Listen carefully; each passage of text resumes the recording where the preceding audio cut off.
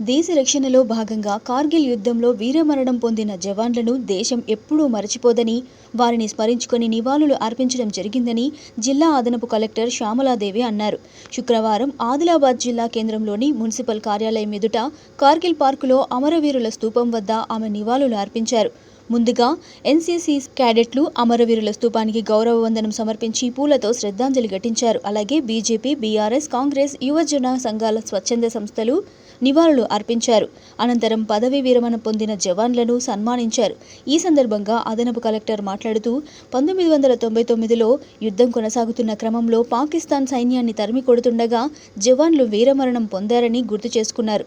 ఈ యుద్ధంలో దేశాన్ని విజయపథంలో నడిపించిన సైనికుల ధైర్య సాహసాలకు అంకితంగా ఈ కార్గిల్ దివస్ జరుపుకోవడం జరుగుతున్నదని పేర్కొన్నారు.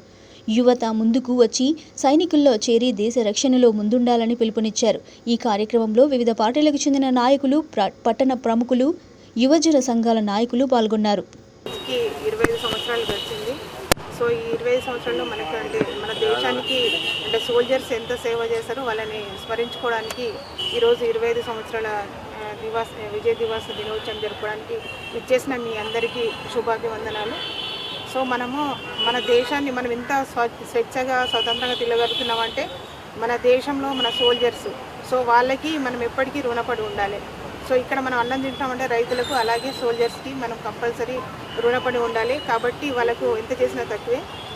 సో వాళ్ళ కోసం మనము ఇలా స్మరించుకోవడం, వాళ్ళ జ్ఞాపకాన్ని మనం చిరస్మరణీయంగా గుర్తుంచుకోవడం, అలాగే మనకు దేశానికి స్వాతంత్రం తీసుకొచ్చినప్పుడు ఎందరో అసూలు భాషారు. అలాగే మనం ఇప్పుడు ఈ రకంగా ఉంటున్నామంటే దానికి సోల్జర్సే కారణం. సో వాళ్ళు ఎన్నో ప్రాణత్యాగాలకు ఓర్చుకొని కుటుంబానికి దూరంగా ఉంటూ మనకు మన దేశానికి మంచి ఒక ఏంటంటే గోడలాగా వాళ్ళు మనకి ఇస్తున్నారు. సో మనం ఎంత స్వేచ్ఛగా ఉన్నామంటే వాళ్ళే కారణం. సో వాళ్ళకి మరొకసారి అందరి తరఫున ధన్యవాదాలు. ఈరోజు 25వ కార్గిల్ విజయ్ దివస్ సందర్భంగా ఎక్స్ సర్వీస్ మెన్ మరియు సనాతన హిందూ సమితి ఆధ్వర్యంలో ఘనమైన నివాళులు అర్పించడం జరిగింది. ఈ దేశం కోసం, భారతదేశ రక్షణ కోసం అనేక మంది సైనికులు తమ జీవితాలను త్యాగం చేసి మన దేశాన్ని రక్షించడం జరుగుతుంది.